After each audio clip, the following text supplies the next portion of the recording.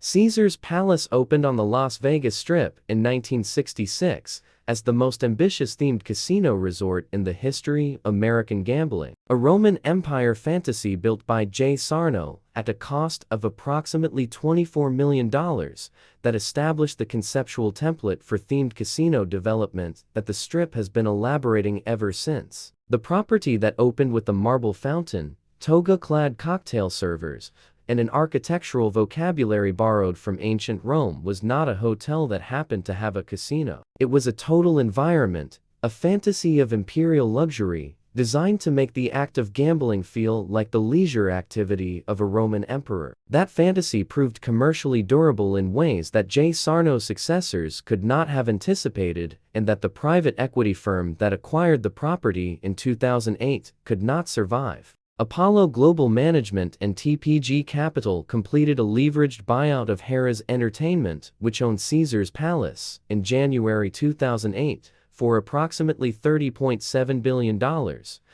making it one of the largest leveraged buyouts in American corporate history at the time of its execution. The transaction closed in the first month of what would become the most severe global financial crisis since the Great Depression. The debt that the leveraged buyout placed on Caesars Entertainment, the renamed entity, totaled approximately $24 billion, a figure that required the company to generate operating cash flows at a level that the Las Vegas gaming market of 2009, 2010, and 2011 was not able to produce. The company that had paid $30.7 billion for one of the most recognizable brands in the American entertainment economy was, within 18 months of the acquisition closing, in active negotiation with its creditors over a debt structure that the business could not service from its operating revenues. The forensic entry point for this case is the relationship between brand recognition and debt service capacity. Because the Caesars case documents with precision the proposition that a brand's cultural authority and its financial viability are separable variables that private equity leverage has a specific mechanism for divorcing from each other. The Caesars brand was, at the time of the 2008 acquisition,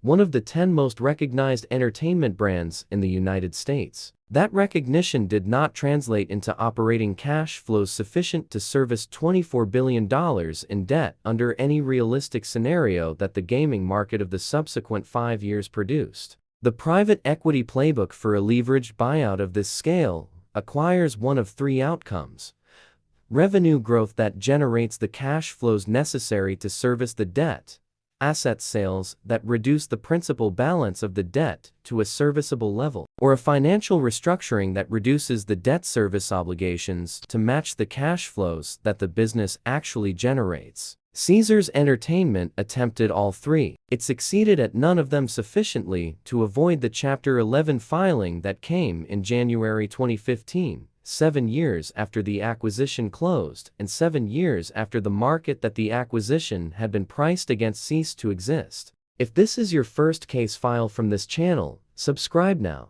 because every episode adds one more layer to what you are about to understand about the architecture of institutional failure. The $24 billion debt load that the Apollo and TPG leveraged buyout placed on Caesars Entertainment was assembled through a combination of senior secured loans, senior unsecured notes, and subordinated debt that reflected the full range of the leveraged finance market's capacity in 2007 and early 2008, a capacity that was itself a product of the credit bubble that the 2008 financial crisis would terminate. The specific debt instruments, their covenants, their maturity schedules, and their intercreditor relationships constituted a capital structure of exceptional complexity that would take years of litigation to untangle after the Chapter 11 filing. The covenant that no party to the leveraged buyout read carefully enough was the one embedded in the Las Vegas gaming market structural vulnerability to economic cycles of the severity that the 2008 financial crisis produced. The Las Vegas gaming market had experienced previous recessions without catastrophic revenue compression,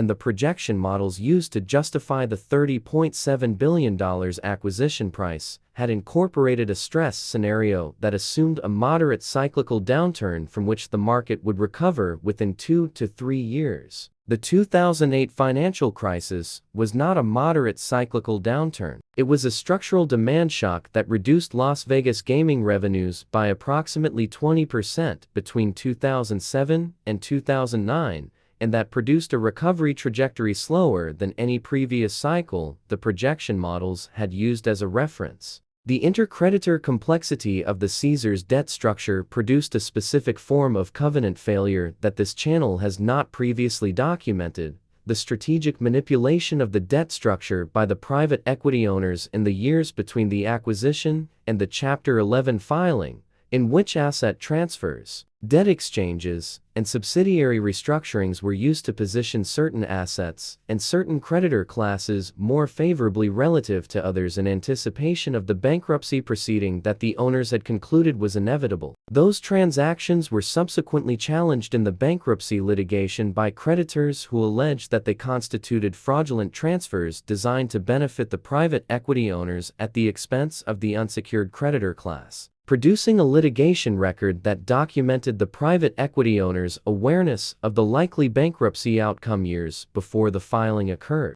At what point does a private equity firm's pre-bankruptcy asset positioning cross the line between legitimate financial restructuring and fraudulent transfer? Leave your analysis in the comments below. The appraisal methodology applied to the Caesars acquisition in 2007 and early 2008 shared the foundational error documented across this channel's 18 case files, but expressed it at a scale and with a complexity that no previous case file has approached. The stabilized EBITDA projections that justified the $30.7 billion acquisition price were built on Las Vegas gaming market revenue assumptions that treated the mid-2000s trajectory as a durable baseline rather than as a cyclical peak, combined with operating efficiency improvement assumptions that treated the potential gains from consolidating Harrah's extensive portfolio of casino properties as immediately realizable rather than as a multi-year execution challenge, and synergy projections that treated the value of combining multiple regional casino brands under the Caesars umbrella as additive rather than as a complex integration task with its own execution risks.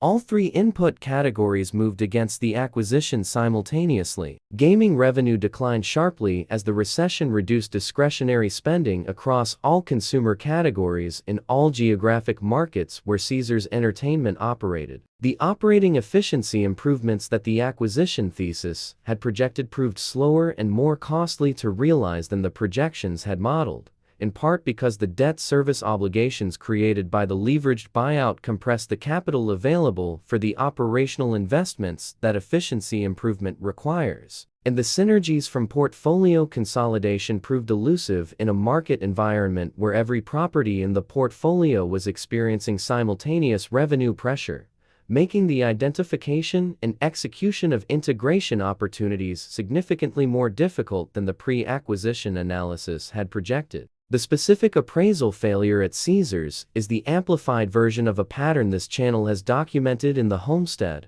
the Biltmore, and the Trump Taj Mahal cases. The treatment of peak cycle operating metrics as a reliable baseline for debt sizing in a market that was structurally more cyclical than the projection models had priced. The Caesars case amplifies the pattern by applying it to a debt load of $24 billion across a portfolio of more than 50 casino properties in multiple geographic markets, creating a failure surface area that no previous case file in this channel's archive has approached in scale. If the forensic analysis this channel conducts is changing how you read real estate headlines, the like button is how the algorithm knows to send this case file to the next analyst who needs it. The Apollo and TPG ownership's management of the Caesars debt crisis between 2009 and 2015 produced a forensic record of institutional behavior that distinguishes this case from the denial architectures documented in previous case files. The private equity owners did not publicly deny that the debt was unsustainable. They acknowledged it in investor communications,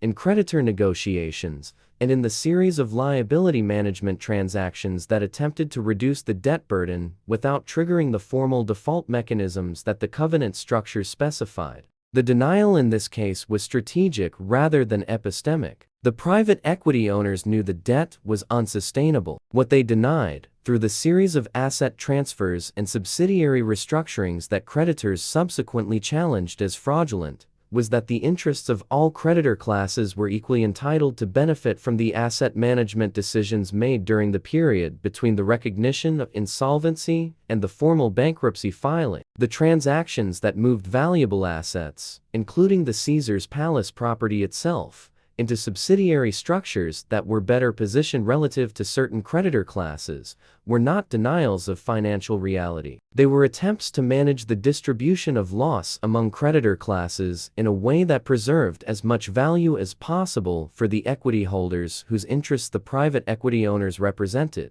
That distinction between the denial of financial reality and the strategic management of loss distribution in anticipation of an inevitable bankruptcy is the forensic contribution of this case to this channel's archive. Every previous case file has documented an ownership that denied the financial reality of its situation. The Caesars private equity ownership accepted the financial reality and attempted to manage its consequences, a response that produced its own category of failure as creditors challenged the asset management decisions in litigation that extended years beyond the Chapter 11 filing itself. Caesars Entertainment emerged from Chapter 11 in October 2017, having converted approximately $10 billion of debt into equity and eliminated a significant portion of the obligations that the 2008 leveraged buyout had created. The Caesars Palace property continues to operate on the Las Vegas Strip. The Roman fountains still run. The toga-clad aesthetic that Jay Sarno invented in 1966 has been updated but not abandoned. The $30.7 billion transaction that nearly destroyed the brand has been absorbed into the corporate history, what is now Caesars Entertainment Corporation. Caesars Entertainment emerged from its Chapter 11 proceeding in 2017 as a restructured entity whose debt burden had been reduced to a level that its operating cash flows could service. A resolution that the private equity owners who had executed the 2008 leveraged buyout did not experience as a vindication of their acquisition thesis, but as the conclusion of a 7-year process of managing the consequences of a transaction that the market had immediately invalidated. Apollo and TPG had paid $30.7 billion for an asset that the restructured bankruptcy estate valued at a fraction of that figure. A loss absorbed by the creditor classes whose debt had been the instrument of the original acquisition and whose recovery in the bankruptcy proceeding was determined by the intercreditor litigation that the pre-bankruptcy asset transfers had made necessary. The Caesars case occupies a specific position in this channel's archive that no previous case file has filled. It is the largest leveraged buyout in the hospitality sector that has ever filed for Chapter 11, the most complex intercreditor litigation that a casino bankruptcy has ever produced, and the most precisely documented example of the relationship between private equity leverage and brand destruction in the American gaming market. The Caesars brand survived the bankruptcy. Its operating performance under the restructured ownership has been sufficient to service the post-reorganization debt structure. The brand's cultural authority, which the private equity owners had used as justification for a $30.7 billion acquisition price, proved more durable than the capital structure that had been placed against it. What the Caesars case reveals about the broader pattern of institutional failure documented across this channel's 18 case files is the specific amplification effect that private equity leverage applies to every failure pattern previously documented in the archive. The same appraisal errors, covenant vulnerabilities, and market timing failures that produced the Plaza's 3 bankruptcies, the Fontaineblia's construction stoppage, and the Homestead's Chapter 11 filing were present in the Caesars acquisition. The private equity structure amplified each of those failure patterns by applying them simultaneously to a $24 billion debt load across more than 50 properties in multiple markets. Jay Sarno built Caesars Palace for $24 million. Apollo and TPG bought it for $30.7 billion. The restructured entity that emerged from bankruptcy was capitalized at something between those two figures. The Roman fountains continued to run throughout. If this case file changed how you evaluate the application of private equity leverage to iconic entertainment brands, subscribe to this channel because the next case examines a brand whose iconic status protected it from the capital market and whose protection proved more complete than any previous case in this archive. And in the comments, given the documented intercreditor litigation that the pre-bankruptcy asset transfers produced, what specific covenant restriction in the original leveraged buyout documents would have prevented the private equity owners from executing the transactions that creditors subsequently challenged as fraudulent? The case file is open.